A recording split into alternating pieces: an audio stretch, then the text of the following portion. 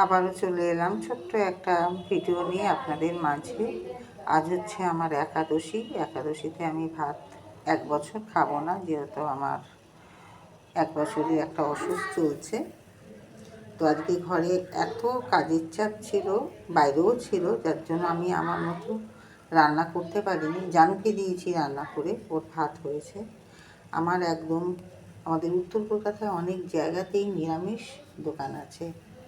ওই নিরামিষ দোকান থেকে আনা হলো কচুরি, বেগুনি, তার সাথে চা। এই হচ্ছে খাবার। জানি না রাত্রেবেলা হয়তো জল মিষ্টি খেয়ে নেবো, একার জন্য আর করতে ইচ্ছা করে না।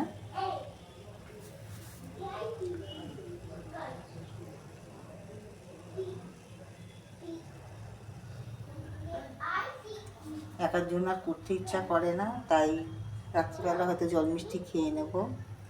এখন তো আপাতত এটা খাই, পেটে এখন ধরেছে জ্বালা।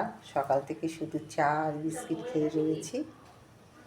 তো এখনকার মতো এইটুখানি ভিডিও।